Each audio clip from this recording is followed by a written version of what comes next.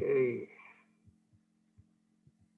Hey, Vijay, I'm trying to share the outline. I'm not sure if I've got it open on my end. Okay, here we go. I think I got it. Okay. All right, can you folks see this? Yep. All right. Uh, so administratively, Raj, whatever questions pop up, I'm not taking track of those, but if you can, just let me know when we need to get into those down the road as well. Sounds So, good. all right, so hopefully everyone can see this document and hear us. So at a very minimum, you need to have wills. That's number one. Number two, and we're going to go through each of these documents in more detail down the road. Number two, a durable power of attorney, which relates to personal property assets. Number three, medical power of attorney. Number four, directive, which is, some people call it a living will. It's basically telling your physician, hey, remove life support if need be. Number four, or number five actually, is HIPAA release. You'd be amazed how many folks think they have direct access to each other's information, husband or wife, or even to their children. Without a HIPAA release, you're not going to get any of that. Declaration of guardian, that relates to both husband and wife adults and also to guardian of minor children. To the extent you want an organ donation form signed, I would recommend you do that either when you're getting your driver's license renewed or when you're making your wills or not. So these are basic documents. At a very minimum, anyone, including husband and wife, and moreover, in this day and age, your adult children, kids who are over 18 years of age, children who are actually out in the workforce making a living, they should have some of these basic documents in place. You'd be surprised how many folks have none of this, much less for their kids and for themselves even. And more advanced planning is what we call a revocable living trust. Again, these are just to sensitize you to what we're going to try to cover today. Hopefully we'll get to all of them. If not, I want you to know the nomenclature that we use, the words that we use to describe what assets, what documents are needed, right? So revocable living trust, you may have heard about this at cocktail parties or relatives may say, hey, I have a revocable trust. What does that really mean, right? And we'll get into hopefully more details on this. You can have people say, hey, I want to avoid probate. I want to protect my assets. Well, the way you do that is to have a holding company to hold some of your assets. So the living trust, again, minimizes your probate requirements upon your death, right? Then a much higher level planning is item number three, which is your estate taxes and income taxes. As Raj alluded earlier, there's only two things certain in life, death and taxes. You can't avoid either one. You know, your visa's up, you gotta go. Along with that, you gotta pay Uncle Sam taxes while you're alive and upon your death. You just can't avoid it. That's a necessity, right? Just the way it is. So at a higher level currently, and these numbers have changed slightly, for 2020, you could give up to $11.58 million to anybody under the sun, including me and Raj, if you feel so. $11.58 million without any estate or gift taxes. That's gone up slightly for 2021 to 11,700,000, give or take. So between husband and wife, you could theoretically give away close to $23 million without any estate taxes. That's slightly different, which we'll get to for lawful permanent residents, which I think some of the questions alluded to the earlier email that we had. On top of this, you can annually give up to $15,000 per person as a coupon without any gift taxes. So in theory, you could give everybody on this seminar $15,000 without incurring any gift tax if you're so inclined, or if you win the lottery, you can give even more. So again, I'm not sure how many folks on this call are what we call lawful permanent residents or H-1 workers or what may be, but there are special rules for green card holder spouses. And under the current regime, the only way you can give up more money or even up to 11.5 is what's called through a qualified domestic trust. And again, these are things we may not get into. That's why I'm kind of giving you just a brief highlights on these things. And there are certain US tax treaties for Australia, UK, Canada, which we're not going to address today, obviously. And item number 4 is asset protection under Texas law. We have clients that walk into our office, say, hey, I want to protect my assets from my creditors, whether they be business creditors or other creditors, right? So under Texas law and most laws of America, most states, you'll have what's called a homestead exemption, which basically means your house is fully protected from creditors except the one that you're borrowing money to pay for the house. Why is that important? Because the state of Texas and all other states in the US do not want homeless people. That's the public policy behind having the homestead exemption.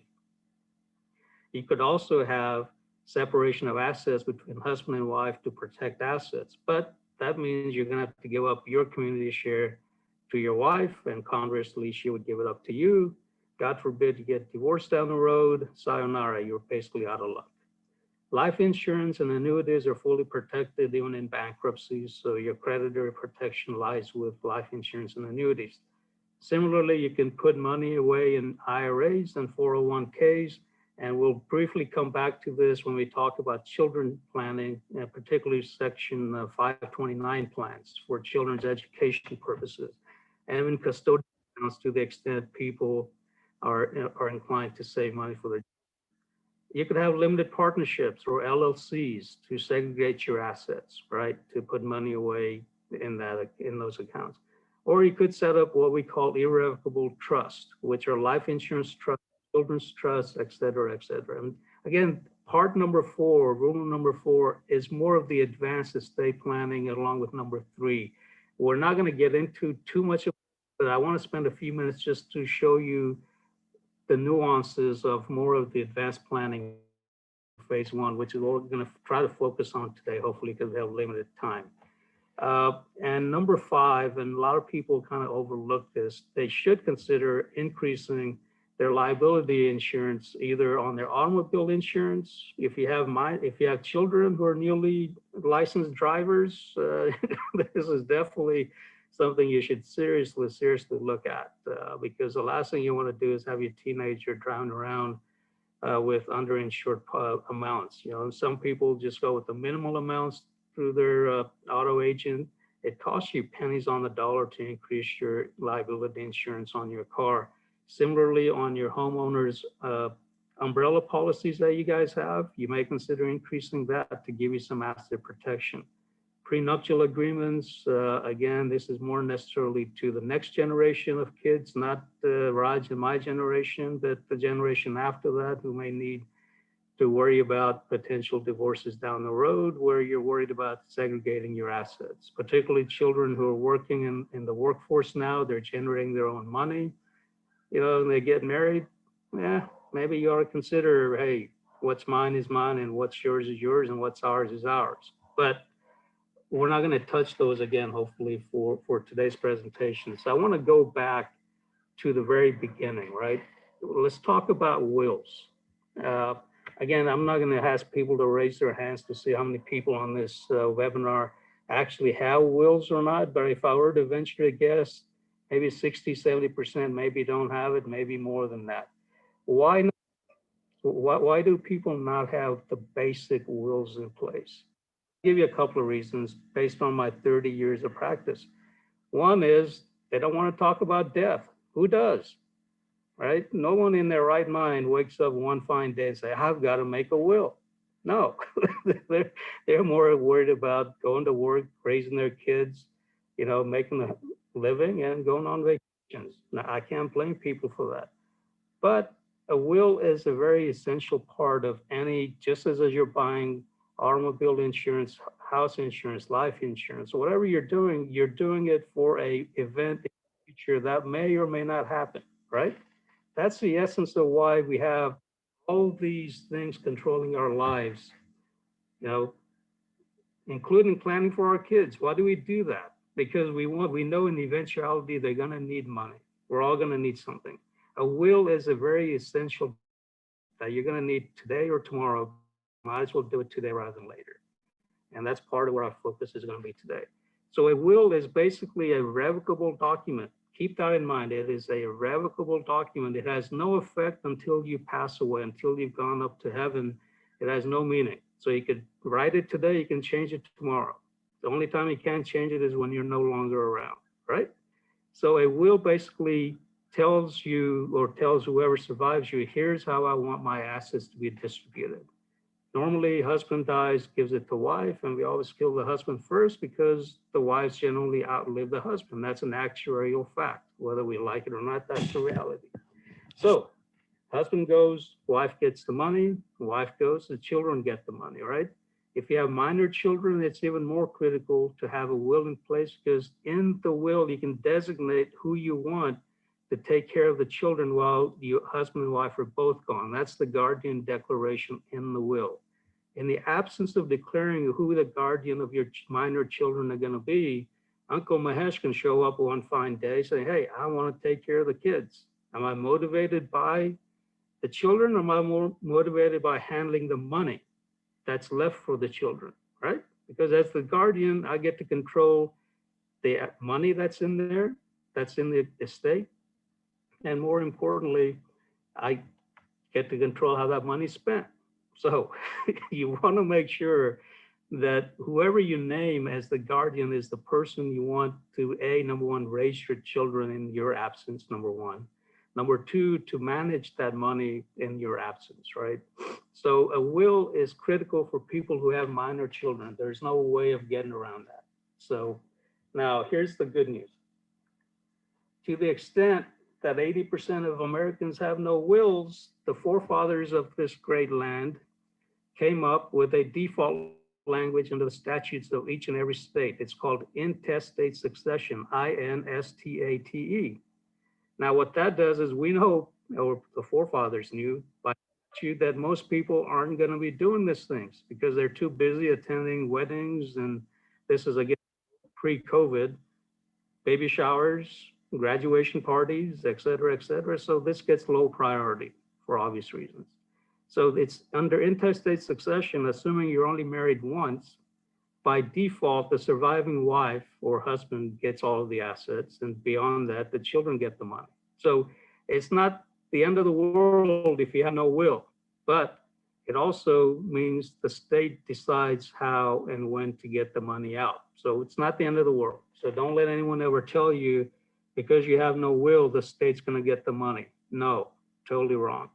You, in the absence of, in your absence, the state is already predetermined who gets it. So if it's the first marriage, no problem. Two marriages, big problem. So you can circumvent all that by having a will that declares how you want it to be. More importantly, for minor children, you truly need to have a will to declare guardians, right? Now I'm going to focus a little bit more on the wills because within the will, you can say, how do you want your money to be given to your children? That's why in parentheses, we have children's trust. Now, you know, when I started out as a young attorney with much hair than what I have now, I had the knee-jerk reaction that, hey, look, you know, husband is not here, wife's not here, give it to the children at age, 30, 35, and 40 in increments, right? That's the logical reasoning. Is once they mature at age 30, give them a third. When they reach 40, give them whatever it is, whatever the husband and wife feel comfortable with. You'd be amazed how many folks have come into my office over the years saying, oh, give it all to my kids when they turn 21. I'm like, dude, I don't think you understand what you're saying. So after a little bit more coaching and education, so I'll move to age 25. And I'm like, fine, we'll do 25, 30, 35, whatever. Well, in the last 10 years, I've kind of changed my thinking on this, and hopefully the listeners will agree with me, or if they don't, maybe they can explain to me why not. We all know our kids are great, right? I mean, that's the natural parent reaction. Is, hey, my kid can never do any wrong. I'm not worried about my kids. I'm not worried about your kids. What I'm really worried about is the influence in which they operate in our absence. That includes their spouses potentially, good or bad or indifferent. I don't really know, and truthfully, that's my job as an attorney is to guide you to the worst case scenario, not the best case scenario, right? So you could say in your will that upon husband's death, it goes to the wife, upon wife's death, it goes to my children.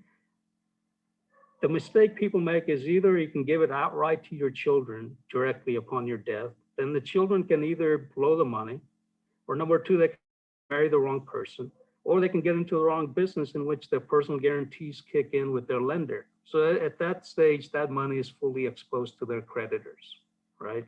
Or alternatively, you could say at certain ages, I want the kids to get the money at age 30, 35, 40.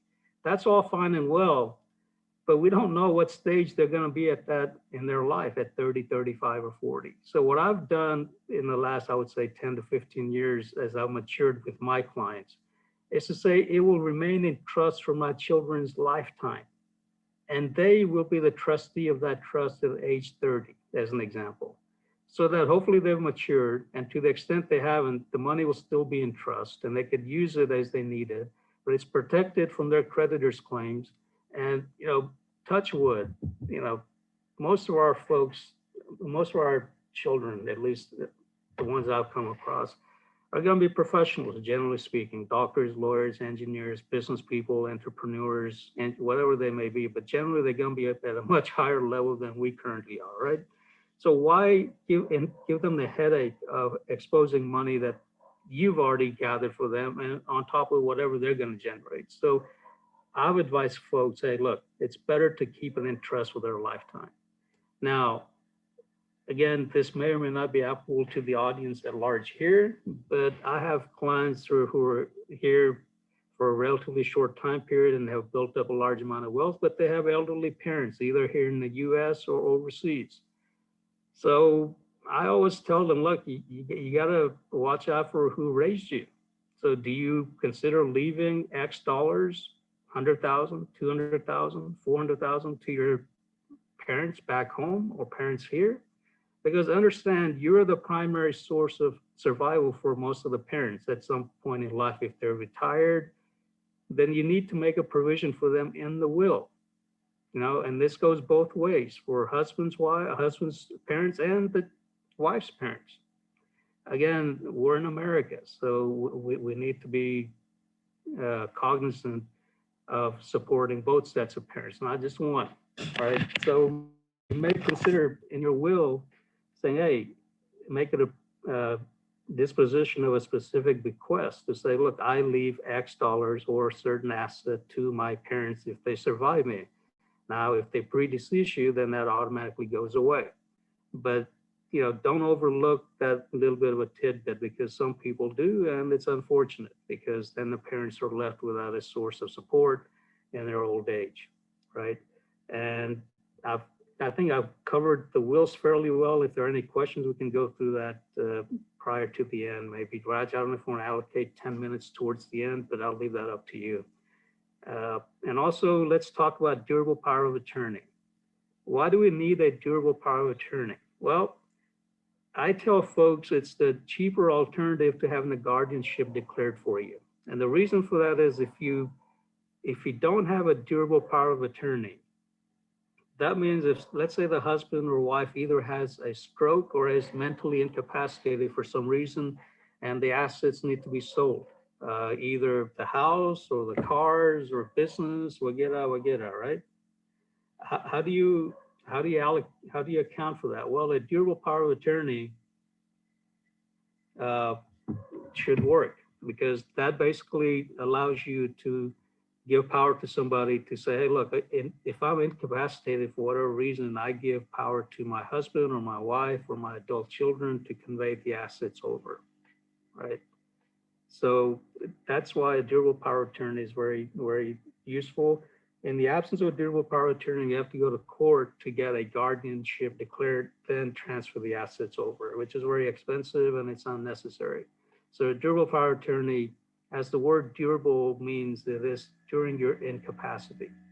A medical power of attorney, that's almost mandatory in my experience. That basically allows somebody to make a medical decision if you're incapable of making a decision. Then typically, husband will name the wife, and in the absence of that, they'll name the adult children. In the absence of that, maybe a close family member.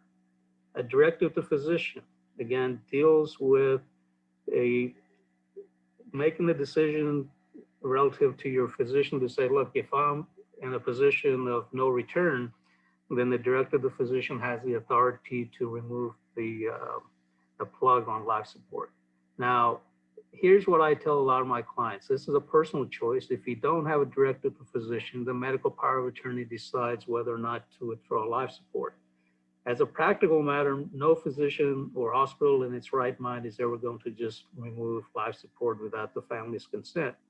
But where this helps is that if you don't have the directive of the physician, the medical power of attorney is left in the turmoil to decide, hey, do I really want to remove life support for my spouse or my father or mother, or whatever the case may be?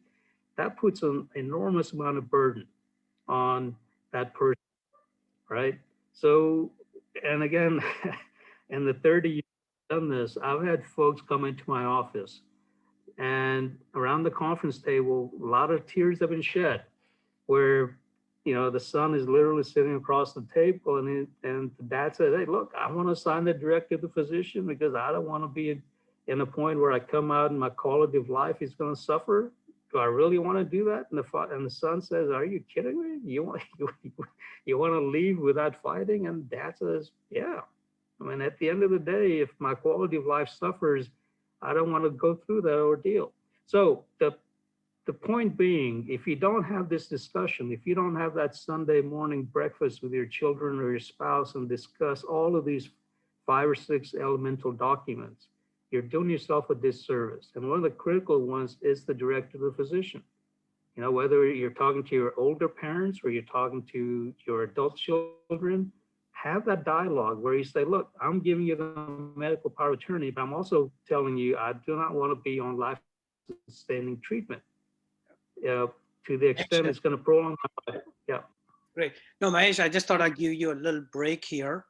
Yep. Captive breather. I think this is wonderful information that you are sharing with all of us.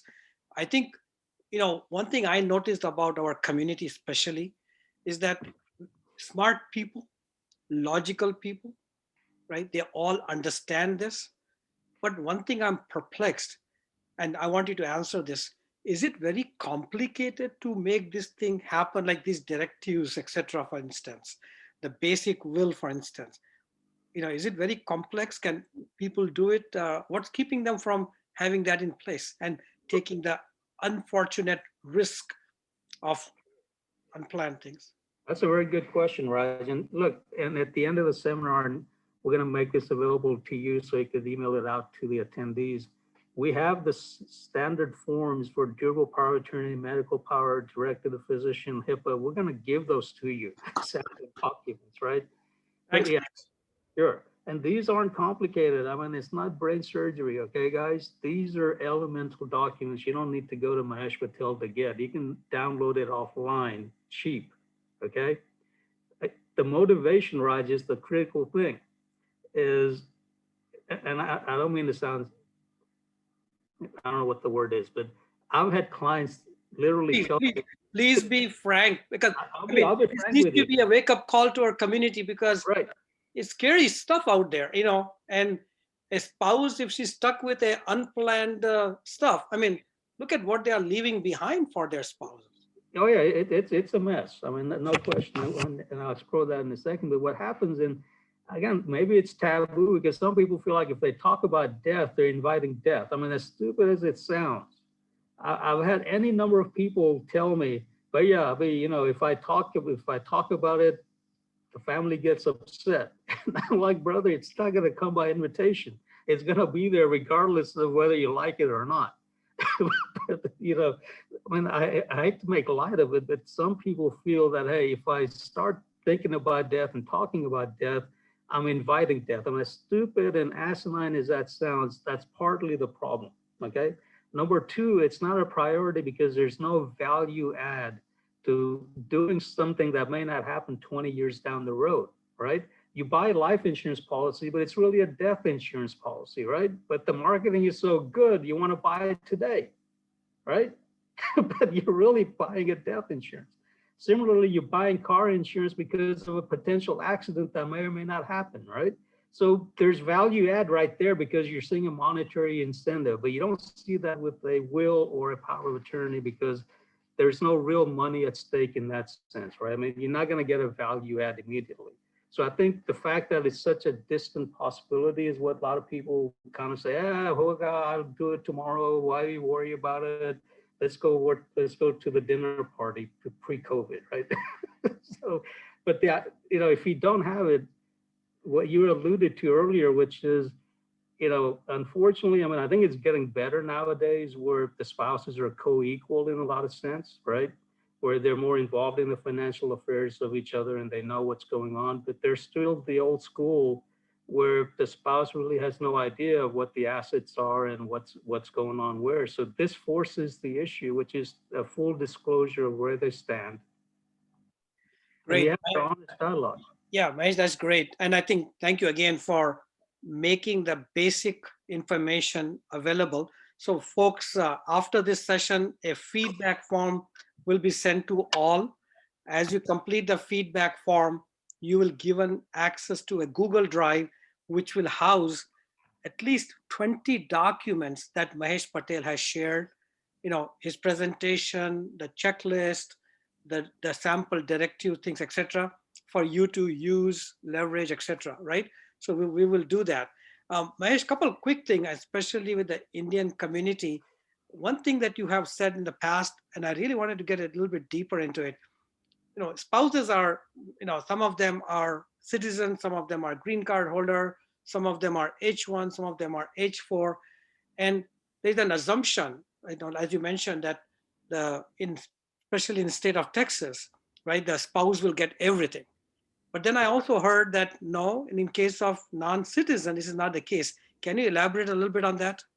Sure, right. So at the most basic level, right? Texas is a community property state. That's number one. So you'd be amazed how many folks assume that if the bank account, let's just take the most simplistic example, the bank account or even the house for that matter, which are the two main common assets, or husband and wife, you know, that's all it says. It's Mahesh Patel and Bhavna Patel. That's all it says. There's no other extenuation of that language, right? It's community property. So 50% belongs to me, 50% belongs to my wife. My 50%, I can give it to Hare Krishnas, or I can give it to Jai Swaminarayan, or I can give it to my wife. It's really my interest to give. There is no presumption that I want to leave it to my spouse. And a lot of people they're like, well, shouldn't it automatically go to each other?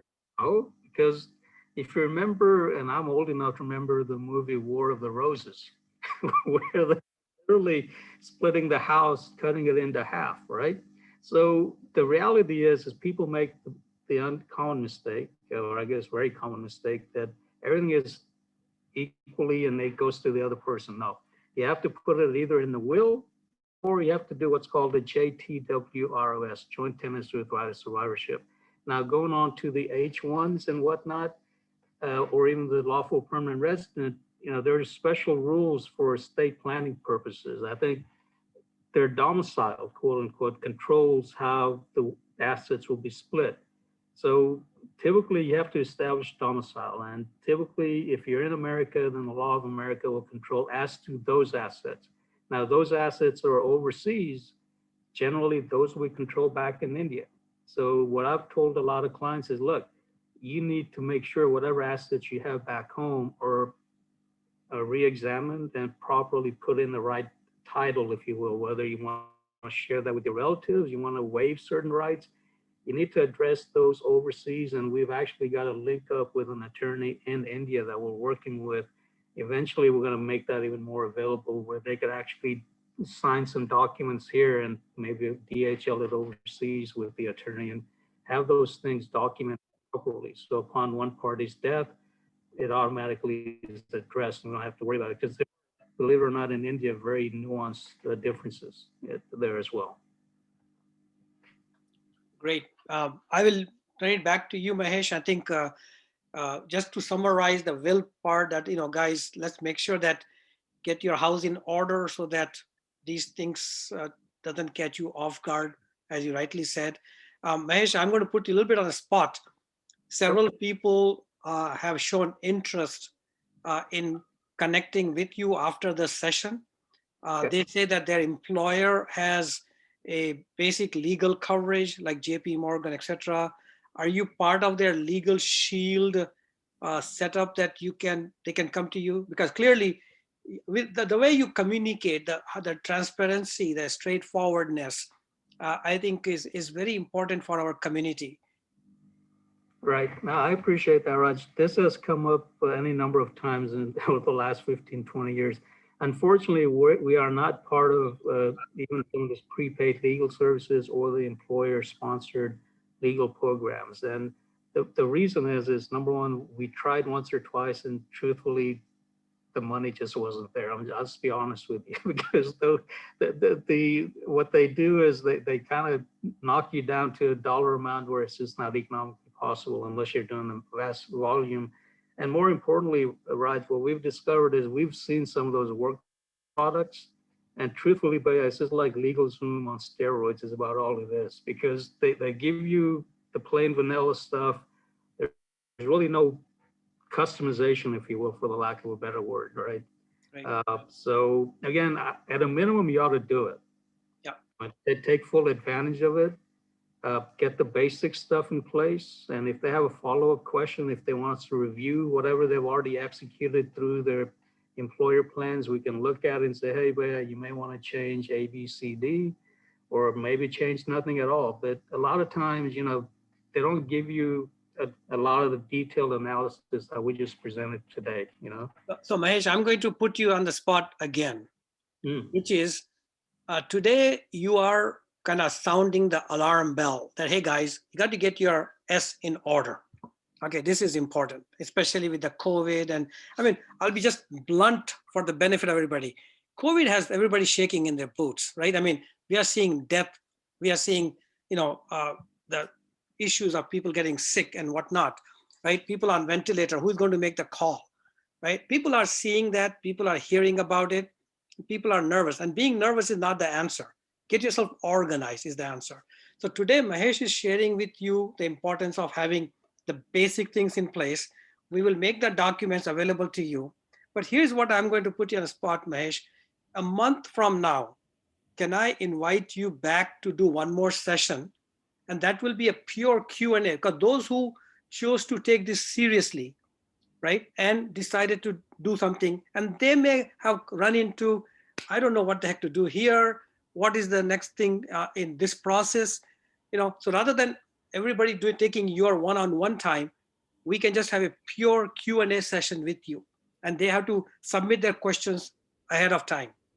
Would that be?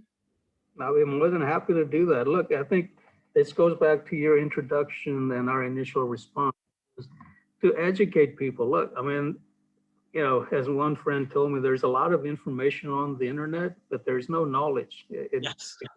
It becomes knowledge when you apply a filter to that information, right?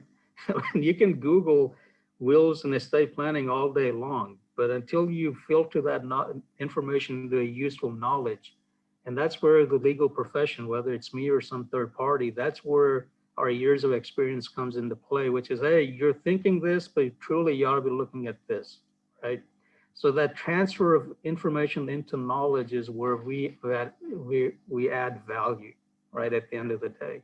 Right. And I mean, just to give you a classic example, and I don't know if this applies to folks on this call or not, one of the big hangups we have with people is who to name as guardian of their children.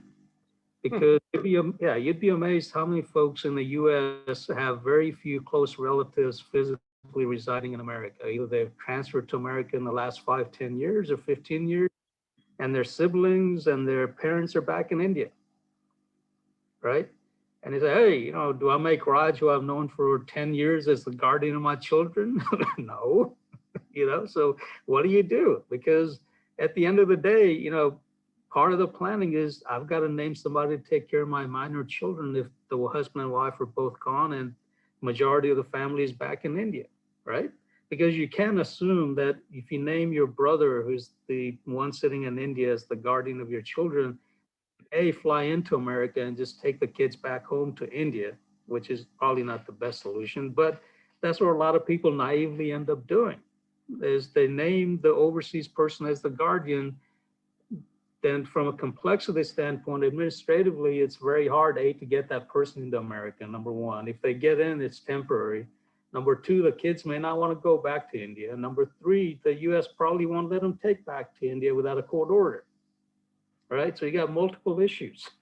So that's a good point. You remember last year, Mahesh, there was an unfortunate accident in Frisco where I think a couple passed away, and you were inundated by people suddenly waking up and saying, "Oh my gosh," because CPS, right, Child Protective Services, came and took the child because there was no declared guardian.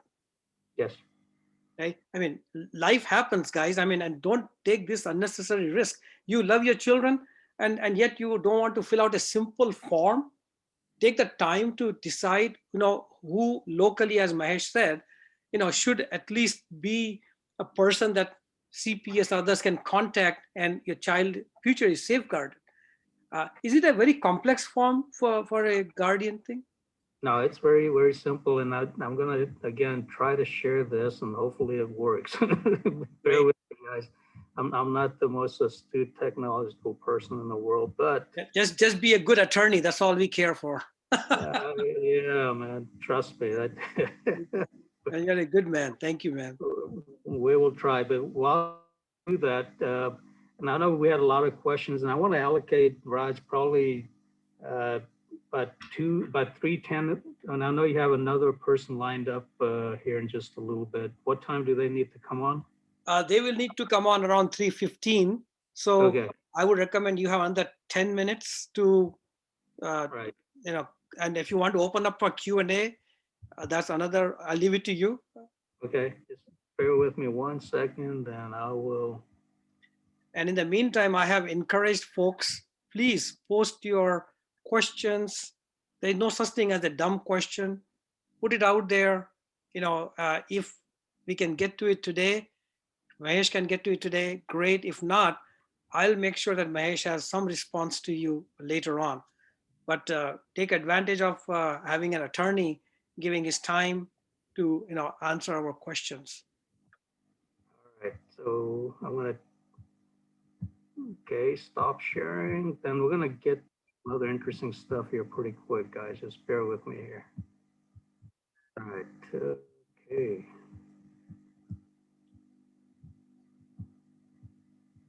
I guess those who have joined us late, folks, you missed the heart of the presentation, but we will be sharing some of these documents that Mahesh has walked us through. But right now we are in the middle of a conversation with Mahesh Patel, attorney at law, and he's going to share some important documents with you. Can you see this one? Yep. So appointment of guardian for my children in the event of my death or incapacity. Very simple form, right? I mean, this doesn't take a genius to fill out and initial and notarize and be done with it. I mean, it gives you a peace of mind at the end of the day, right? I mean, it begs a question here. How many here have children, and how many of them have this in place? I mean, if it is not 100%, shame on us.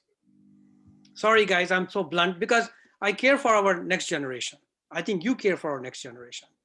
So at the minimum, we'll make this form available to you as part of the toolkit. And please get these directives and basic things in place so that you can sleep well and your children are taken care of. Right.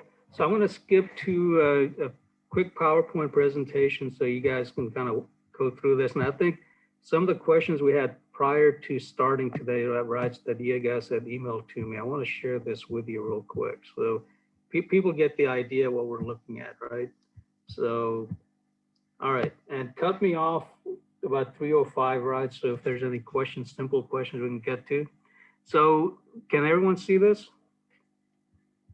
The PowerPoint? Yep, it's coming across cool. Right, simple wills. Do you see it? Raj? Yep, it's coming through nicely. So, exactly. So again, this is a generic will. The husband dies or wife dies, it goes to the husband or wife for lifetime. Then it goes to the children, whether or not it goes outright or in trust. We briefly touched on that. And one of the questions we had prior to starting this presentation was, should I leave children money outright or in trust? My inclination is always leave it in trust with the children because we don't know what future holds for them, whether it's creditors looking after them or going after their money, or as we use in our jargon, predators. And unfortunately, predators could be spouses as well, right? So that's the unfortunate part of life. So you take the will, then you have to go through what's called the probate process, which is you take the will, you file it with the court system. The court has a hearing, and the court says, yes, the will is valid. You know, everything in there is performed perfectly in terms of the witnesses, timing, etc. Then you got to file what's called an inventory, which basically says to the court, here's what the person had at death, the house, bank accounts, et cetera, et cetera. Then it goes into the creditor, and basically they distribute it out according to your will. The probate process, folks, in Texas, luckily, is not that complicated, but it's time consuming. It's anywhere from 9 months, right? And it's a little bit more involved if you have more assets. So you want to minimize probate as much as you can, right? Now, one thing to keep in mind is probate does not include, and neither does the will include, your 401k. That's a beneficiary driven form that goes directly from the husband to the wife or vice versa, if not to your kids. Now, one of the questions we had prior to this, should we modify our beneficiary designations? And yes, to answer your question, because under the more recent laws, what's happened is that the rollover is not available anymore to your non-spouse individuals. So to your children and your uh, third parties, it's not available. So to your spouses, yes, the husband or wife should always be the primary beneficiaries of a 401k. The secondary beneficiary, I would advise, either be the estate of that person, or what we're going to get into is called the living trust, right? Similarly, on life insurance policies, many people have life insurance policy. The agent sells the policy and you never hear back from them, right? Because their goal is to sell your policy. So you fill out the form, yes, husband dies, make the wife the beneficiary. And if the wife is not around, make the children the beneficiary. Well, you got multiple problems, right? Because A, if you name the children as a secondary beneficiary, husband, wife dies in a common car accident, let's say, right? The policy kicks in, the insurance company will not pay directly to the under 18 child or children because they don't have capacity to enter into a contract. Hence, you end up with a guardianship, which is costly and just pain in the neck. More importantly, when the children turn 18, guess what? They get the money, they can go and buy the Porsche. And whatever they want to do with that money, it's gone, right? So what you could do is name the secondary beneficiary. Secondary beneficiary, again, keep in mind, secondary, not primary. The secondary beneficiary could be a revocable living trust, which is to minimize probate. Some of you may already have a revocable living trust, some of you may not. So an alternative to a direct will is what's called a living trust. And the idea is you transfer your bank accounts, your house, your out-of-state properties, your mutual funds, your fidelity accounts, whatever you have, into this holding pot. It literally is a holding pot for husband and wife while they're alive. And upon their death, they can distribute it out as they want, because during their life, they're both husband and wife are the beneficiaries and the trustees, okay? Upon one death, it could turn into a bypass or a marital trust. That's more the advanced planning. But what you need to focus on is this level of planning for husband or wife is very simple. It's not complicated. Where the complication comes in is the second tier of planning, which is right here. Is what do you do for your children? Do you give it to them outright when you're both gone, or do you leave it in trust? My inclination has been in more recent years to leave it in trust for the children, because that protects them from their creditors and from their own stupidity. Now you could name your brother, you could name your relative that you know who's mature enough to handle the money until the kids reach 30, 35, or 40. Alternatively, you can name Bank of America, Chase Bank, Northern Trust as the trust for that trustee till a certain age, or for their kids' lifetime, you can name a third-party trustee. This is a $1 trillion industry with a capital T. The trust industry has been around ages, from the Rockefellers down to Bill Gates, right? It's not going away anytime soon. So the idea is to protect that money for your children, right?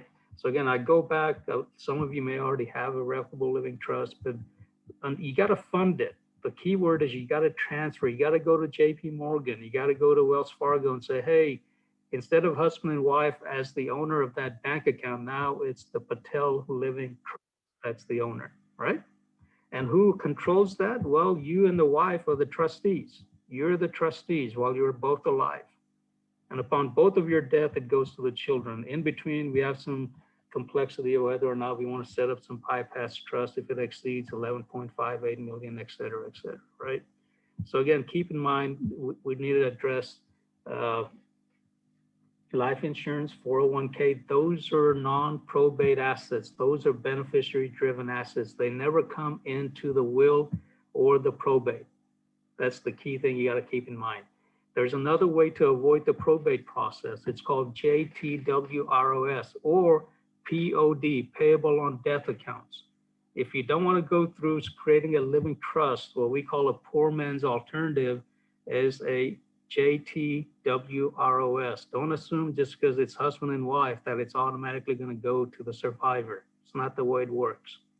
Same thing with your children. If you have adult children who have bank accounts and it's you and you, the father or the mother, along with your child, it doesn't automatically mean you get that account unless you just, cancel out the account by writing a check without notifying the bank that this person's passed away. The better alternative is either POD or TOD, transfer on death or payable on death, or a JTWROS, joint tenants with right of survivorship, so that if something happens to your child or to you, more importantly, then it goes to the survivor without any issue. Just show them the death certificate and voila, you're home free at that point, right?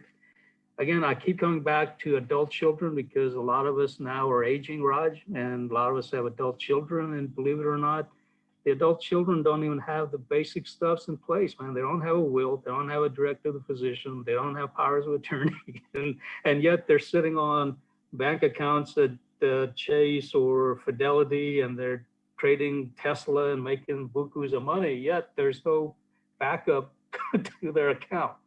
Hey, that's a very good point. I didn't even think of that because I always thought that, okay, children are grown. I don't need to worry about guardianship. But you're right. I mean, we care for our children. So you need to make sure that they have their financial affairs in order Yes. as married and with your grandkids, right? Yep. I mean, making sure that, okay, do you have a guardianship for your grandkids? Yes. I didn't even think about that. That's a good point. Yeah, it's almost critical to do that, right? Without that, it's and it goes back to the very beginning of this session, which is, hey, when should we plan for our wills and trust? And to me, and I don't get me wrong, guys, okay, I think you ought to do it the day you're married, literally, or the week thereafter, because you're committed at that point, right? I mean, you go out and you buy a fancy house, you go out and you buy a fancy car, and you do all this other basic. Okay, fair enough. But what about the most basic thing, man? I mean, it ain't complicated. I mean, as I was showing to you today, you can do it on Legal Zoom tomorrow morning or even today, this evening, right? But the initiative we need to take to have that honest dialogue, right? To say, hey, here's the game plan, for the next 5 years or 10 years or whatever it may be. And it's just the natural thing that ought to happen, but it doesn't happen, unfortunately. And I think with folks like you're going to keep pounding the table, hopefully, and say, hey, wake up, Jago, let's get on with this, right? So that's hopefully the plan. Uh, then, for those of you, who really want to do some more higher level planning, we do the bypass trust, the community property trust, marital trust, et cetera, et cetera. So that's all there. Again, but this is much of a higher level planning. So I want to come back to some basic stuff. All right, guys. And these are takeaways that hopefully you can implement next week, aside from trying to think about doing the will. If you have adult children, you ought to seriously consider taking them down to the bank and adding them to your security deposit box. You'd be amazed how many folks have not gone through that trouble yet. I'm trying to do it. I'm just not finding the time to get it done. So I'll be the first to admit.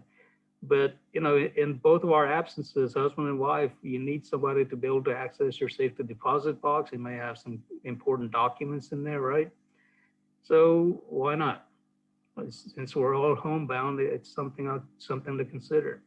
Number two, you ought to seriously think about adding people who have access to your passwords. I mean, we all live in a digital world where everything is controlled either through ACH or some other mechanism, and there's no way to stop those ACH payments if you're gone.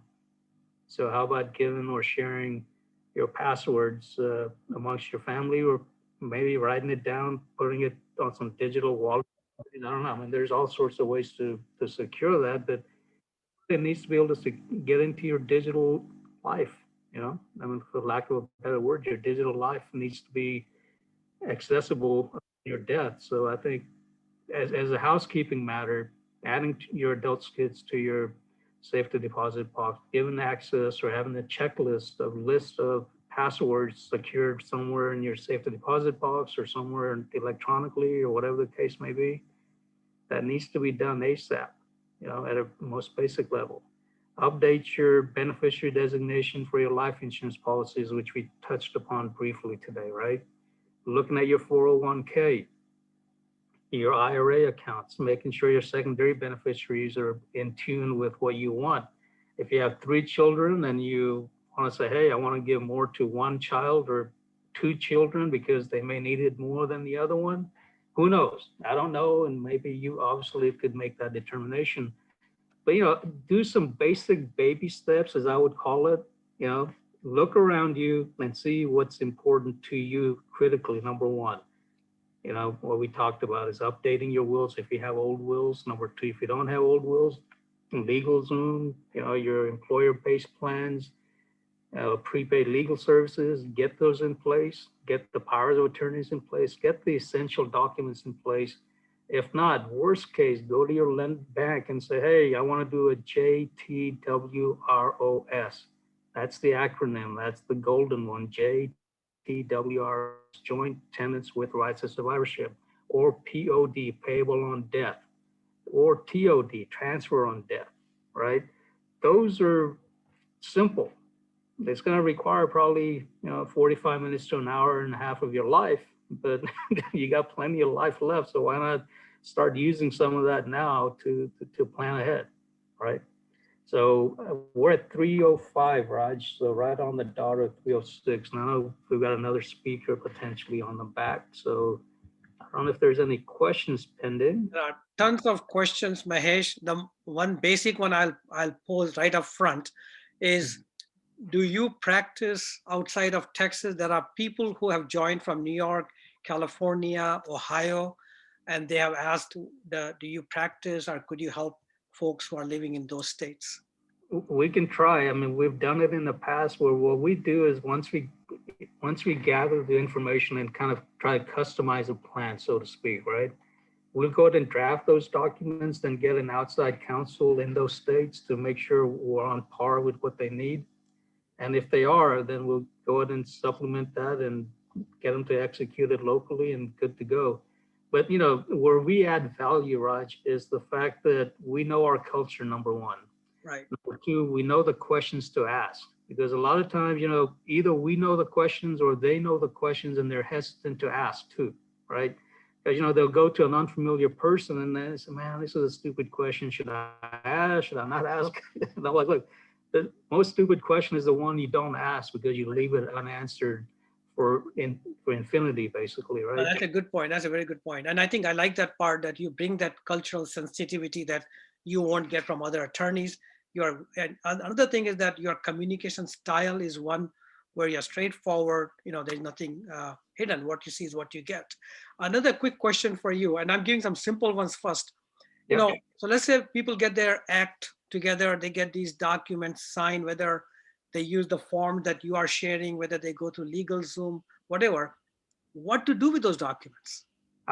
Very good question. So here's what we do in our office, and I think it works well, is obviously we give them the hard copy, which we recommend they put it into a safety deposit box, or they put it into their fireproof place in their house. Number two, we scan it and we send it to them through electronic means, and we save them a PDF copy in our office, and we tell them to digitally store it somewhere. So you'd be amazed how many times we've had clients sitting in India and they say, hey, you know, my son needs access to that power of attorney. We're like, hey, you already have a digital copy and your son can access it sitting in India. Number two, we can send them a digital copy and it works beautifully. So in this day and age, and three, I think there's an electronic vault, quote unquote, that people can store documents up to, whether it's Google Docs or something else. It's there. Your daughter sitting in New York or California or Florida can access it, and they can say, hey, you know, Dad, I got it. No worries. You know, it's under control, right? So having that dialogue and having access to it is the key. Great, great. And I clearly, one has to be cognizant about the sensitivity. You just cannot put it out there with Google and other open share platform. You know, there's a risk of getting hacked. So please be careful where you upload it for easy access, but that is the way to go forward. Another quick question for you is, if a will is registered in India, does it have any value in US? That's a tough one. I've never had it come up. I've had it come up the other way, which is we have an American will that we've probated and stamped it and sent it to an advocate in India to process in India, right? Which, you know, in Gujarat we call it double ajamat, which is really not a good thing to do. Which is, if you have assets in India, you ought to take care of the assets in India, because, you know, true, you're, as a U.S. citizen, you're subject to worldwide assets and income, but to duplicate the effort is meaningless, in my opinion. Now, to answer your question directly, it would have yes and no, because assuming it has all the formalities means that it was notarized in front of two witnesses, right? Then yes, the will potentially could have significance in America, but it has to have some meaningful language to tie up with the American system, which is, you know, you got to have an executor, you have to have the right documentation to back it up. And the more important part is the two witnesses to me. Good point. So one other thing is that I think almost all of us have dabbled with the will, but a good question here is that in the will, you don't have place to list all your assets and the allocation. So Right. where is that space? Where should we do it? How should we do it? Or should we do it? Well, yeah, you asked a very good question. Here's the thing, Baya. We don't know what we're going to own when we die. That's the simple answer, because you could have a house today, you could have 5 businesses, but it makes no sense to say I leave my house to my son when in fact you may not have a house to, or that particular house for that matter, to leave, right? So it's a snapshot of your assets when you die. That's number one. Your will says whatever I have when I die, I leave to so and so. Now, if you're just hell bent on leaving an ornament or a certain dollar amount, what we call a specific bequest, say, hey, I leave $500,000 to my aunt so and so, or whatever, that's fine and dandy. Or I leave shares of IBM. You can do that, but it's meaningless, in my opinion, unless you plan on holding it for the rest of your life. Because if we, in our legal language, we call it the gift will lapse, LAPLSE, which means if it doesn't exist at death, it's gone, right?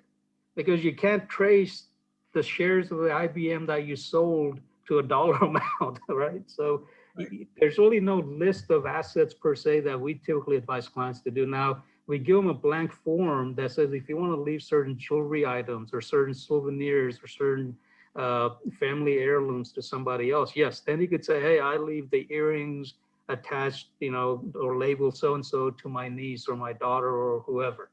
You know, those personal items can be easily bequeathed, if you will. Okay, great.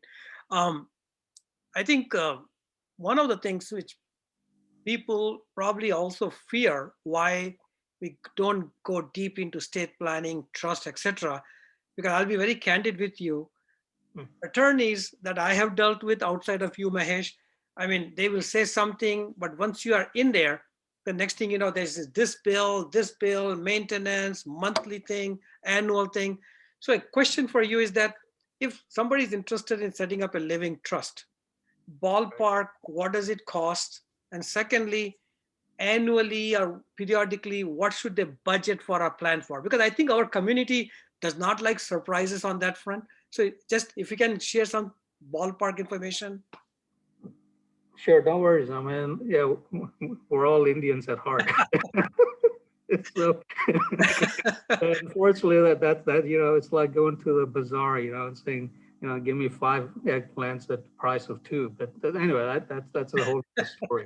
But look, at the end of the day, right? Yeah, you're right. I mean, there's the intimidation factor with lawyers, right? I mean, and I try to take that out of the equation with a lot of people because my goal is, look, I'm going to run into somebody at a funeral or a wedding party or birthday party or somewhere or another. So I've got to pull my end of the bargain. So generally speaking, you're talking anywhere from $1,500 to $2,000 to do a comprehensive wills or living trust planning. Okay, they could be as cheap as $850 to $900 to do a simple bare bones planning. On an upkeep, I wouldn't expect an upkeep for maybe 5 years, 10 years, unless the circumstances have changed. Whether, you had a falling out with the guardian that you named for your children or the executors that you named alternatively for your estate or whatever. 5 years, 10 years, maybe upwards of 500 to 750 bucks for those kind of amendments, if you will, depending on how complicated it is or not complicated. So in a large scheme of things, it is not very expensive, but it's good to have that up front. Great. I have two more questions, then we'll wrap it up. Yep. One is that uh, they have with trust, they have encountered challenges in applying for loans, refinancing, etc. with banks. They don't Yep. seem to accept assets in a trust as personal assets to get the loan approvals. Yep. Well, there are two components to it, right? I mean, number one, if you put your house like we envisioned here into the revocable living trust, number one, again, we'll talk in two respects real quick. One is your residential. How the banks don't like it because the title companies don't like it. The title companies cannot insure a house in a living trust, generally speaking, right? Because they're old. The living, I mean, the trust, sorry, the title industry is so old, man. They don't want to change their ways. So, when you transfer a house into a living trust, they have all sorts of fits. But the state legislature in each state has said, no, the living trust can hold a house and any other assets, right? That's number one. So when you try to sell the house, you normally have to take it out of the living trust to refinance or to sell the house. No biggie. I mean, you kick it back out, you kick it back in, but there's that administrative process you got to do. With respect to any commercial loans you're trying to get for your businesses or whatnot, I've not had issues where if it's sitting in the living trust that it's not counted towards your assets because you're both the joint beneficiary and the trustee. I think the issue may be at this level where you've got assets sitting in the marital trust or a bypass trust or something. Then it's considered not your asset. Right. And therefore, they may throw some difficulty your way. So, I mean, clearly it's not easy. There is some structural thing that they need to plan out for. So that's a good point. Yep. Last question, is there a tax return that one has to plan for and do it annually for living trusts or trusts in general, separate tax return? Very good question, but whoever's asking this question has been through it before. So here's what happens, right? You have to have a good CPA on your hands, number one, when you do a living trust, because what happens is the living trust has no tax ID or should not, if you want to do it right, because since the husband or the joint beneficiaries and the trustees, the social security number for that husband or wife suffices as the tax ID number. Therefore, this living trust, whatever 1099 or whatever it gets, will flow down to their 1040. Okay. So the living trust simply just files an informational, it's called a form 1041. So technically it's what we call in our business a grantor trust, GRANTOR, grantor trust. Basically it says husband and wife are basically owning everything instead of individually owning it together as husband and wife in the trust. So there's a very small informational return Shouldn't cost very much at all if you have the right CPA. Then basically whatever you have here flows down to the 1040. So if you have $500 of 1099 interest on a bank account, or you sold some Tesla shares and you made 20,000 bucks, it comes under 1099 here and it goes down to only 1040. Great, great, great. Not complicated. Several more questions, but I think recognizing that we have another speaker lined up here, Mahesh, then I'm going to email these questions to you and request you to respond to them written. That can be then shared with, again, those who, there'll be a feedback form sent to everybody after this call. So those who are serious, and it's going to be simple 1-minute feedback form, we will give you access to the Google Drive with the document that Mahesh has said, as well as we will make sure that the question that have been posed, written responses to that from Mahesh will also be shared with you. Those written responses may come a few days later, but I will make sure that you get access to the documents as early as tomorrow, if not today. So with that, Mahesh sir, I can't thank you enough. Really appreciate that.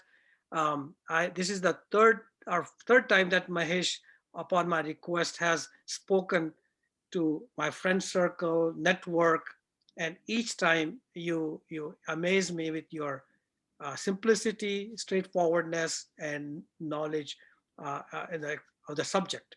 So Mahesh, thank you, my friend. Hey, Raj, thank you again, guys, and all of you for attending on Sunday. I appreciate the time and the courtesy. Great, great. So Vijay, whenever you know what the score is of the playoff game, you may want to just put it in the chat session. But without further delay, I know you all joined in today for hearing from Mahesh about the estate planning and all the other things. We also have a speaker here who several of you heard in a earlier session that we conducted last month under the banner of We Gyan about trading as a business. So I put Ganga Raju Hanumaiya and his friend Kumar Bachu, who are the owners, partners of Right Tax Mate, I believe, Right Tax Mate. And they are going to be speaking about three things. One, we have a new administration in place, right? What is the thinking of the new administration? What should we prepare and plan for, right? Second, just the landscape, how it is changing from a tax perspective. And finally, give us some tax tips that we can start thinking about now to save on taxes. As I said earlier, we're not working hard just to pay Uncle Sam. I mean, we'll pay our fair share, but clearly if there are deductions, benefits that we can take advantage of, we want to hear it from him. I have also asked Kumar Bachu and Ganga Raju to say that so that we can be a little bit better organized, share with us a calendar for this year. What should we plan? What are the due dates for whether it is corporate tax return to personal tax return to extension to whatever. What are some key dates that we should be aware of so that you all can plan out your life for 2021? So without further delay and taking time for their introduction, I'm going to turn the ball over to Kumar Bachu. Kumar, are you on? Hi, Raj. Yes, are you able to hear me? Yes, we are hearing you. We are seeing you. We see the lovely Awesome. Golden Gate Bridge behind you. Yeah. So I was not able to remove that. That's It okay. was there already, so I thought, let me go ahead with that. All right. Thank you for the introduction, Raj. Mahesh, thank you very much for the the presentation. It was a lot to kind of consume. And I know it will take a lot, some time to get into our heads and start taking action. I think it was very important for a lot of us who have not taken action to start taking action. I'll just share my screen.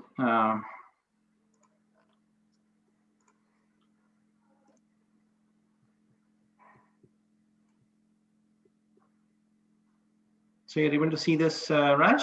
Yep, we are on, correct. All right, thank you. Thank you for all the participants who have joined on a Sunday afternoon.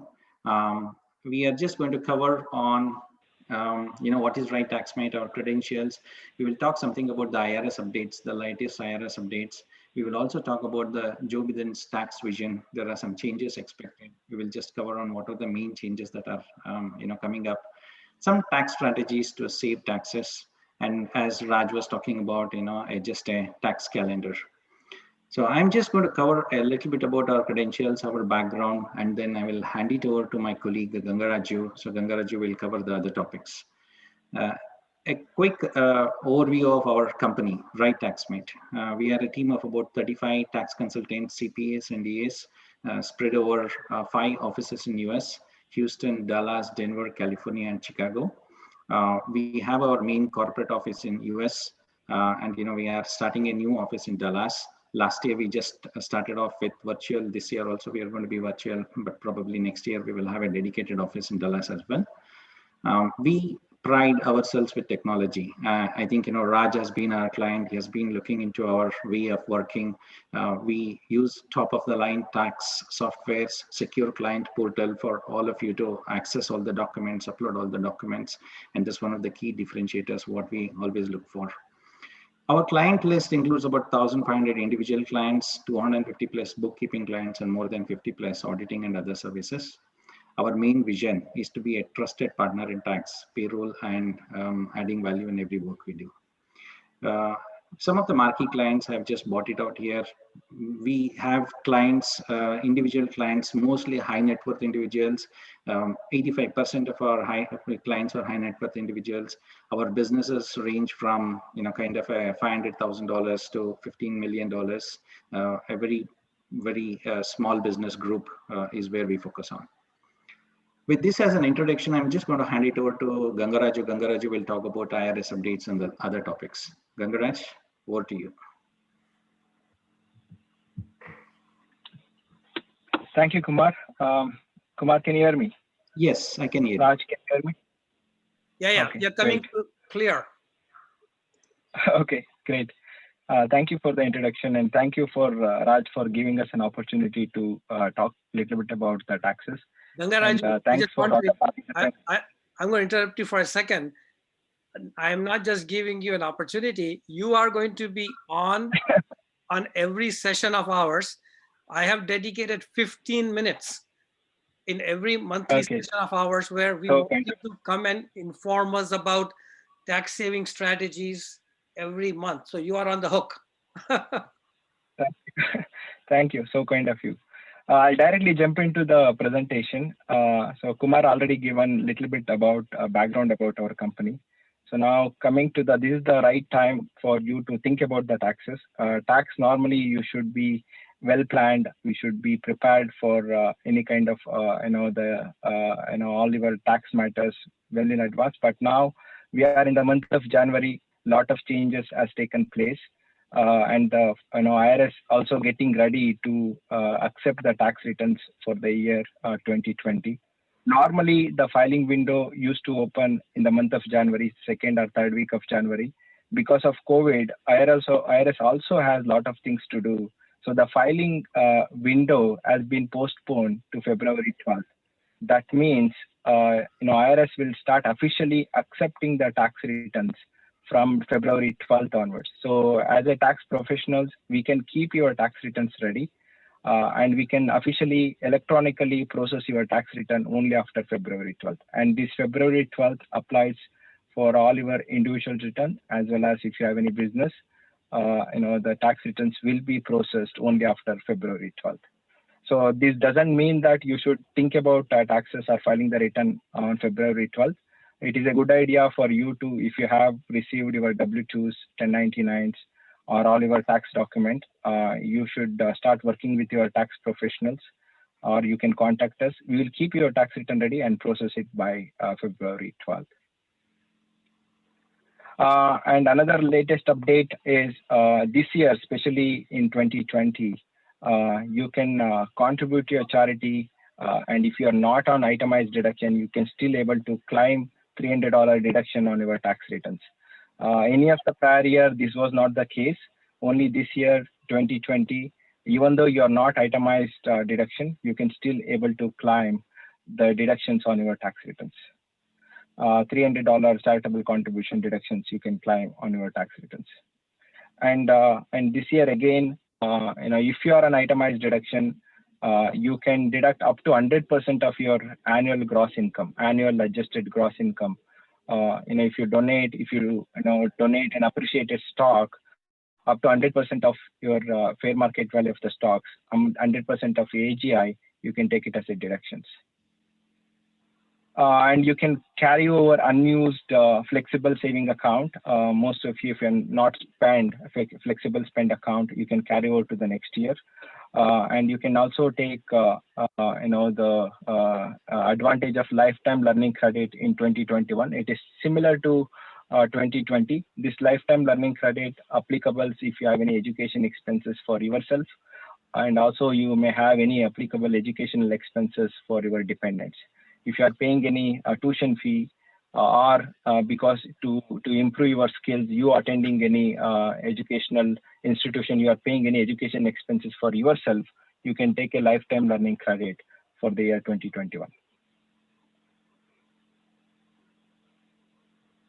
So now let's jump into Joe Biden's tax vision. Joe Biden's tax vision, I've mainly changing lot of changes in 2021 taxes, but officially it has not been announced. I doubt it will impact on 2021. We are still waiting from the president. But certainly Joe Biden's tax vision may impact for the coming years, that is 2021.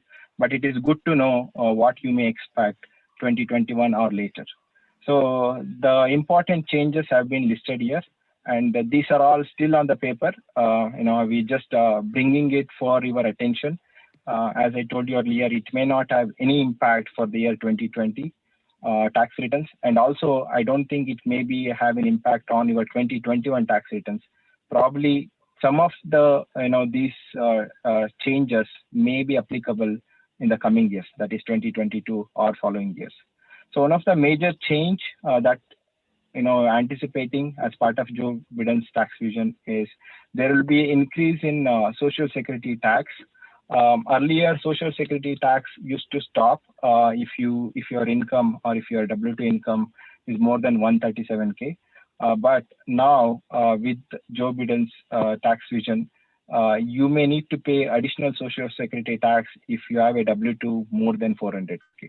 If you have a earnings, wage income more than 400K, you need to pay additional 12.4% Social Security tax. And also the tax rate, currently your top rate is 37%. This top rate will be increased to 39.6 for the any income is over 400K. And long-term capital gain and qualified dividend, if it is more than 1 million, if your income is more than million, then it may be taxed at 39.6. Currently, the long-term capital gain tax or qualified dividend tax getting taxed at maximum of 20%, but this may be will be taxed at the rate of ordinary tax rate, that is 39.6. And all these things, these are all the plan. Many people have asked these questions, so that is one of the reasons we are bringing it up in this presentation. And we are not sure at this point of time whether all these things will be implemented or will be rolled out, but just for information, we are just sharing this information. Gangaraju, one quick thing.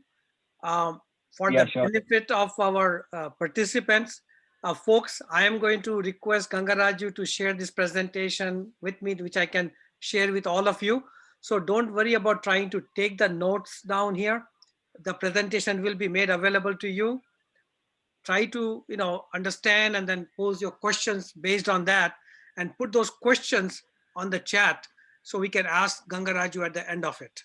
So the presentation will be made available to you. Yes, sure. Thank you, Raj. Okay. There will be a few restrictions on itemized deduction. Currently, itemized deduction as property tax, mortgage interest, and any of the the charitable contribution you may have. So there will be a overall restriction on claiming the itemized deduction. So more guidelines will be published soon. And also for business owners, there will be a component called qualified business income deduction. The qualified business income deduction used to give additional 20% further reduction on the qualified business income. This will be eliminated if your income is more than 400K. And there will be a further changes on the ACA premium tax credit. We are hearing for the final update from we are expecting to get final update from the administration soon. So just to tell you, if your income is less than 400K, I don't think you need to worry about, or there will not be any impact or changes on any of your taxes. And further, it may help you to reduce your taxes, or there will be a favorable treatment for the the earners who have less than 400K. But if your income is more than 400K, certainly there will be additional tax liabilities, or additional taxes will be applicable on the income more than 400K. You can just keep a tab on your overall income, and if I just reiterating this point, if your income is less than 400K, you don't need to worry about it. Just you can ignore it. And coming to the business owners, the corporate tax rate going to be increased to 28%. And this is for a big corporate. Any income is more than 100 million, there will be additional tax will be imposed. This is on the book income. And additional benefits for adoption of a worker retirement saving plan. This is something applicable for the corporates. I will not spend more time. I'll just move on, because these are all applicable for the big corporations, Facebook, Amazon, those things. Coming to the tax strategies, most of the strategies, if you think and if you be prepared, you can certainly take a very good advantage of these strategies.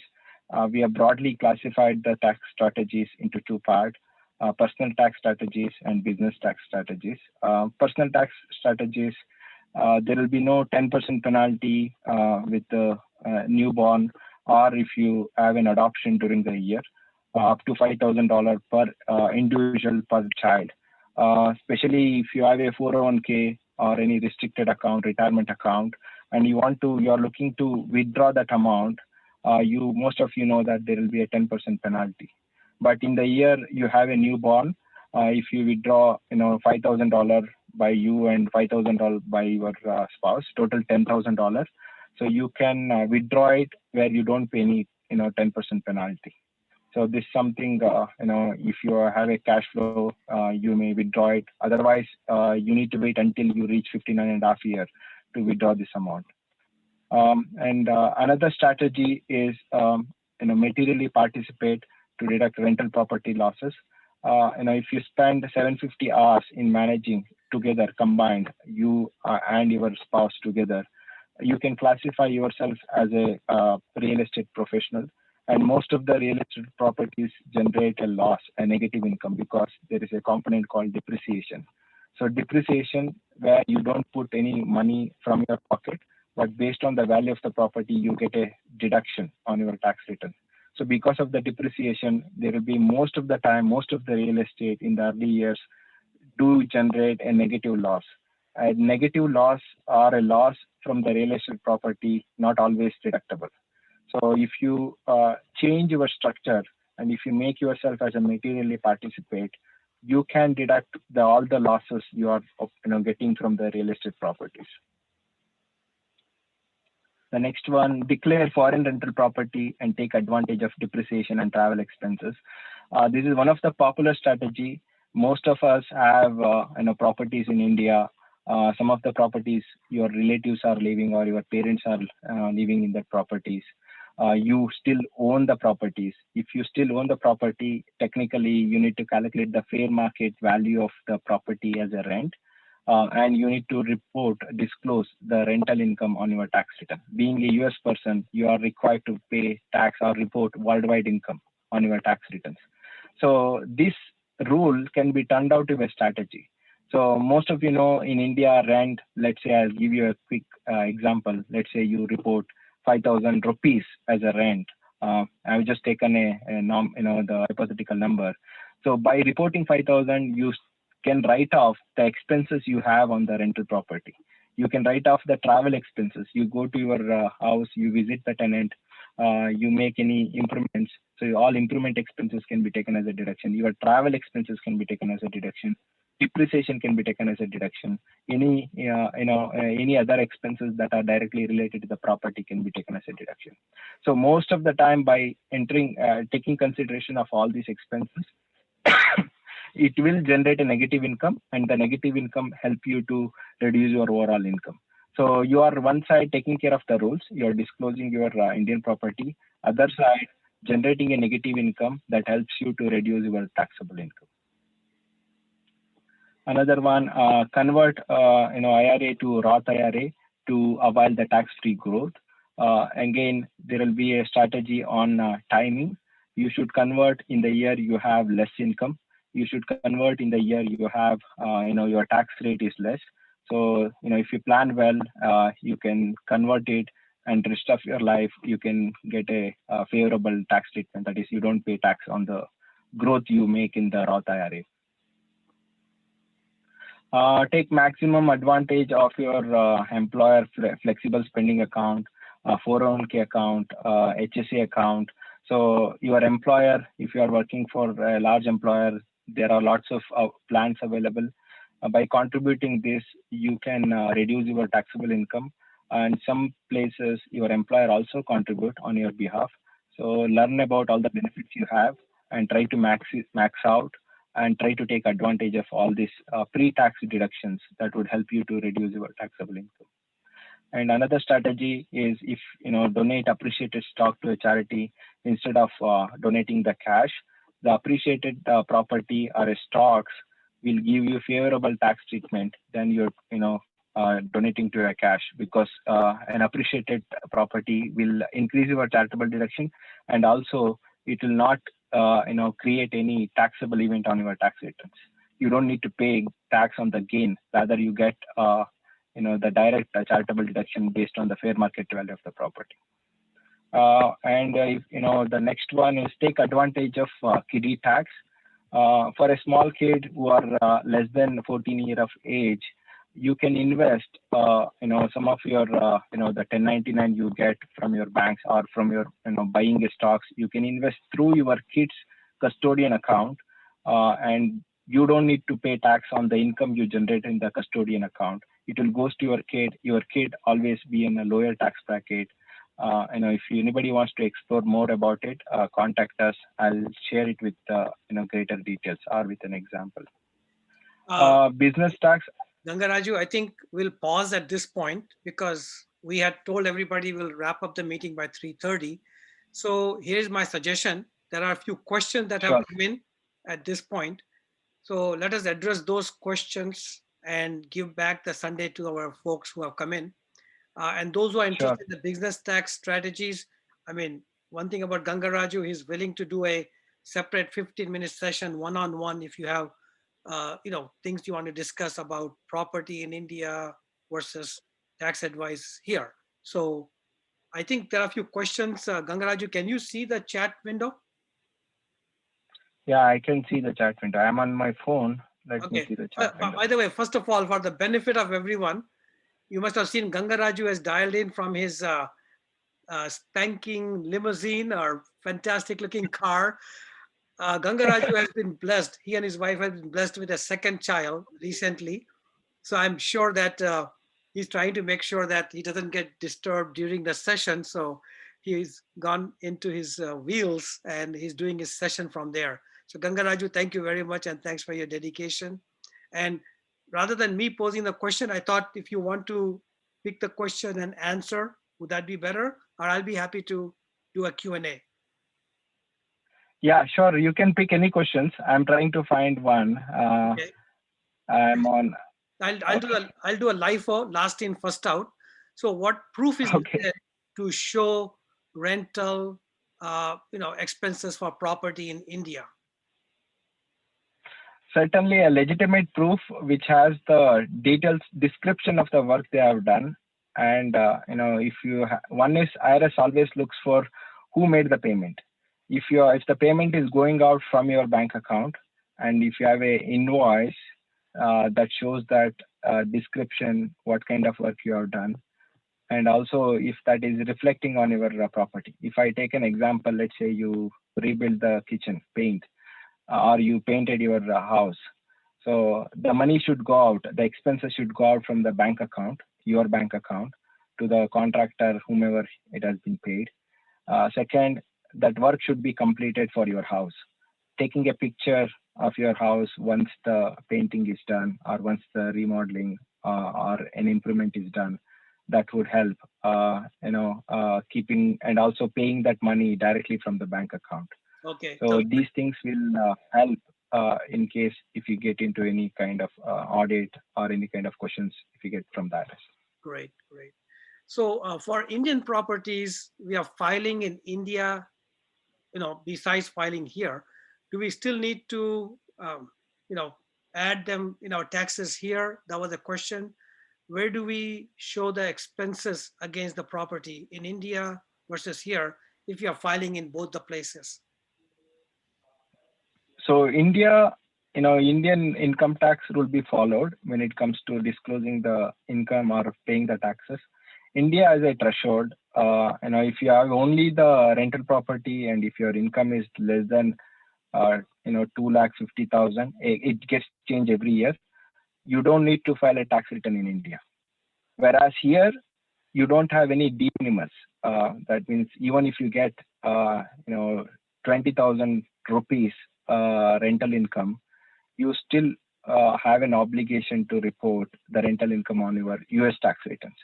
So you need to follow two different country tax rules. India, you need to look at the gross income you have during the year, and that will decide you have a filing requirement or not. US, you need to follow worldwide income reporting requirements. So I hope this answered your question. I think if I'm not mistaken, the question is more of if I'm filing taxes in both the places, India as well as in US, for my rental income in India, where do I book the expenses? Do I book the expenses in India or do I book the expenses here? Obviously, I cannot book it twice. Yeah, India, you cannot book the expenses you incurred. India has a standard amount you can take off from the standard, whereas the expenses which you are talking about, you will book on your US tax return. Okay, great, great.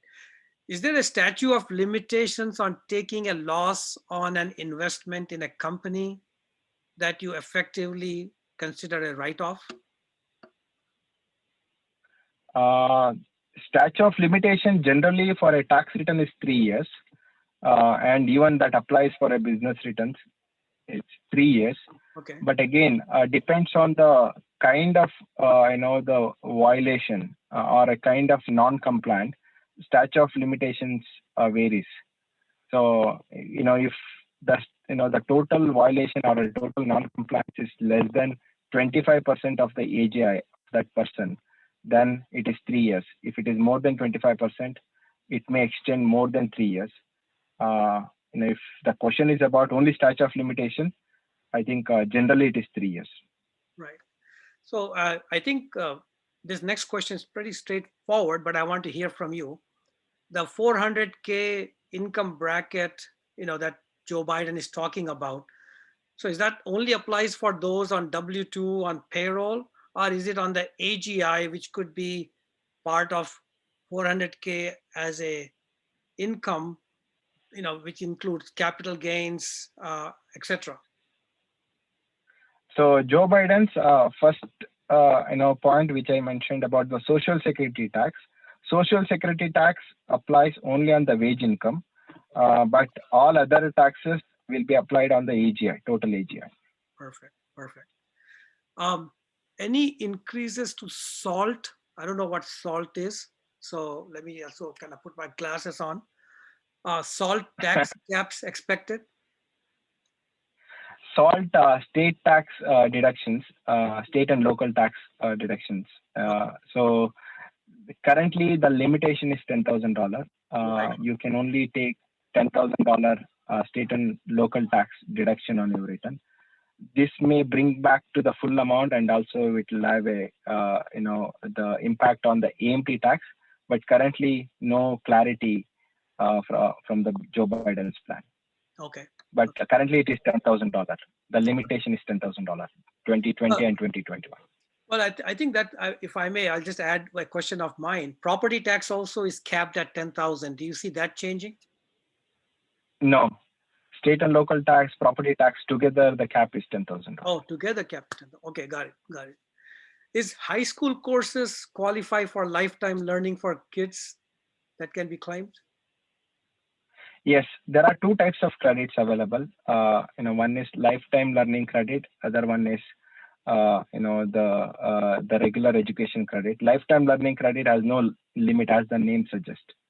So the high school still can claim the lifetime learning credit, even if you are at work and to excel or to improve your skills, you enroll to a college or any kind of educational plan. You spend money, and it is paid to eligible institutions, a qualified educational institutions. You can claim the lifetime learning credit. Great. There is a question here from Krishna about, please share ways in which we can create custodian accounts. It goes on to say most companies like TD Ameritrade don't allow accounts or joint accounts with minors. Before you answer that, Gangaraju, I'm going to share something. I have my grandkids' custodian accounts with TD Ameritrade. So I do not know, Krishna, if you're running into an issue, let me know. I have a personal banker there. I can at least get you in touch with them and we can pursue that. But Gangaraju, do you want to add anything to that? Yeah, I think they're confusing with a joint account. Joint account are different than a custodian account. So if you ask them, you need to open a custodian account, you should able to open a custodian account. Even for a newborn, baby in the year one, you can open a custodian account. Okay, great. So earlier there was that one question about the limitation. I think there is a follow-up to that.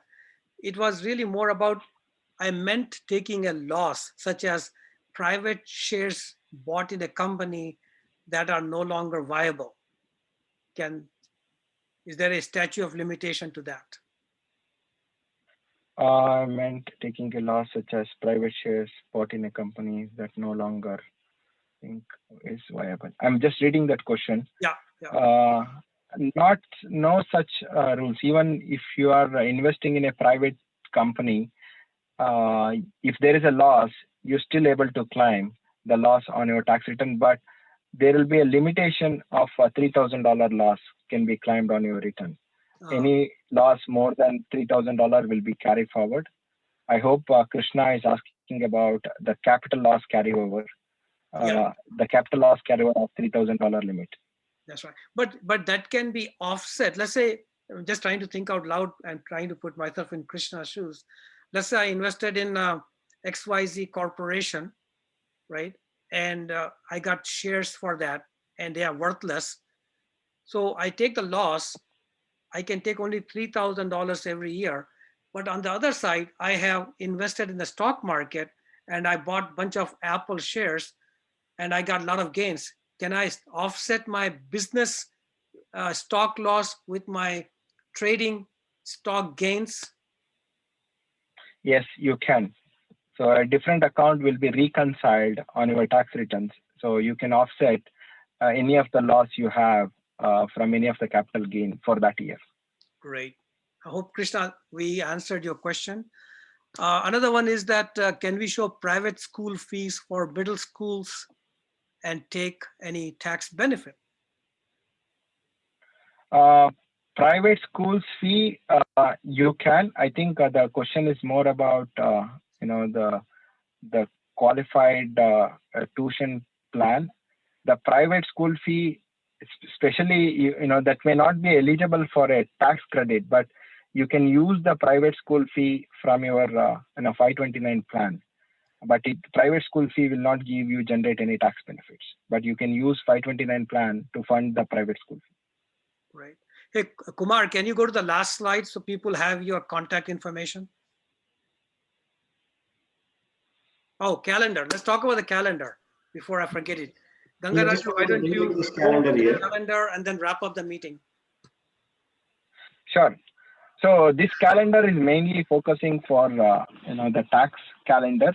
Anybody who have a business to taking care of compliance, there are a couple more additional due dates that needs to be updated. We will update and then share it with you, but not to confuse.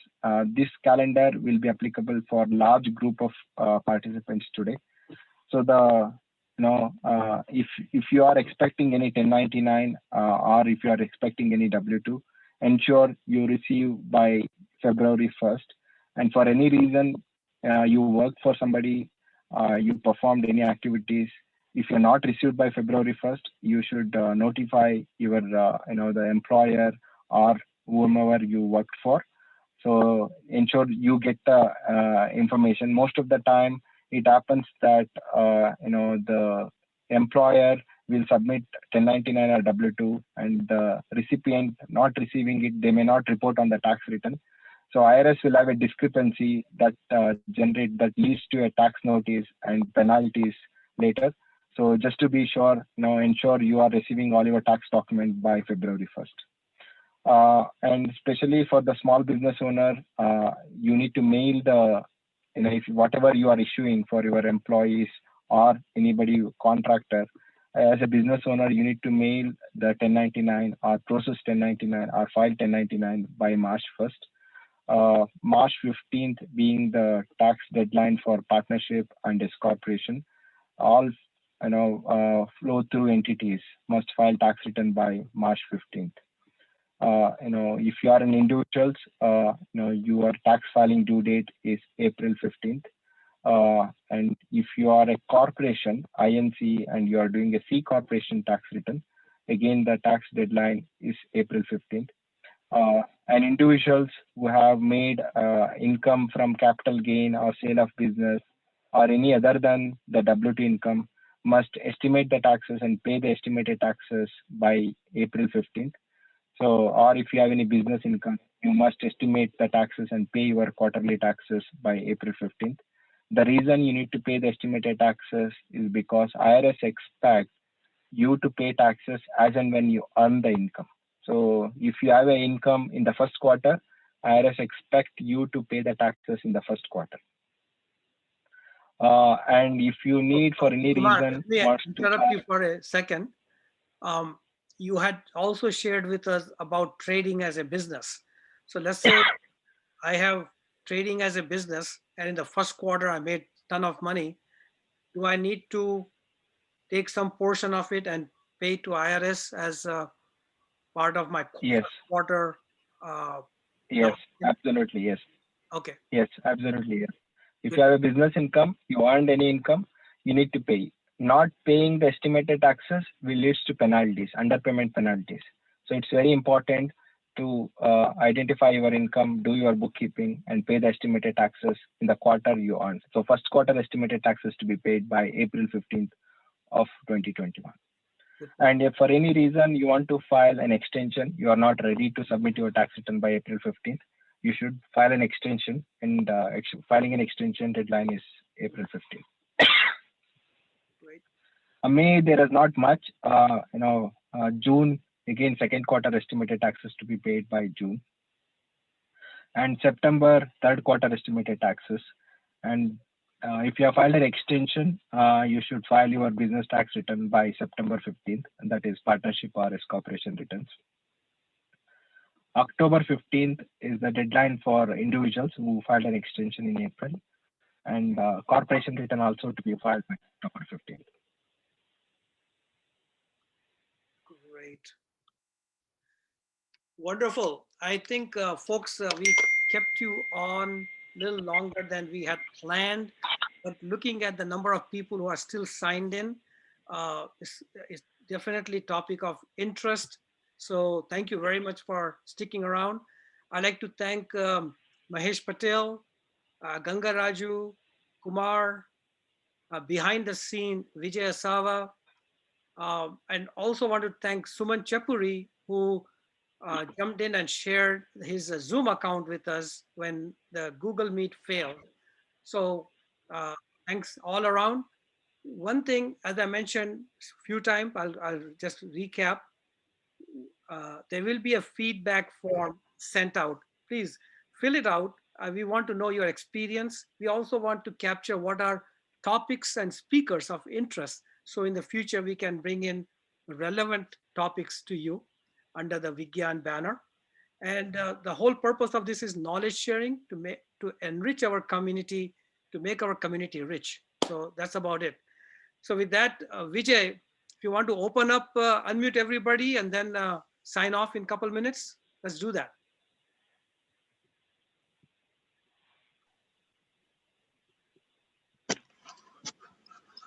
All right. Thanks, everyone. Thanks, everybody. Appreciate it. Thank you guys. This was nice, very informative. Yeah, thanks a lot, Raj. This is Thank you, very Raj. valuable. Thanks. Thank you, Raj. Yeah, Thank Bhaiya, you, Raj. is there time to ask a couple more questions on the will and stuff? Mahesh, you want to take some questions now? Or tell you what? I don't mind if it's up to them. Okay. Okay. Go ahead. So Mahesh, we created our will and trust and living trust, and not living trust, but the HIPAA and all that stuff when the kids were little, and we came back and my younger one just turned 18 in May, and we revised all of them again. My only issue is, and the question I'd asked was, where do you put your assets in? And you're saying that since you don't know what your assets would be upon your death, you don't know where to put them. So what's the best way? So with our girls being 18 and 22, we've shared where all our passwords are. We've shared where all our assets are sitting, what we do and stuff. But like, other than jotting it down on a piece of paper, what is the best way? Like the living trust, you're saying that, go to JP Morgan Chase or something and then create a living trust. But again, it comes with a few complications. Looks like that, we may have to file a separate tax return or something for it, or we may, not be able to borrow loans and stuff. So can you Right. it's a little higher level than what most folks have done so far, because So, we've yeah, been proactive and got there. Now sure. with the girls being older, we want to take this a notch up. So if you can hit upon a few points to help Sure. us in that. Sure. Let's talk to the very basics, right?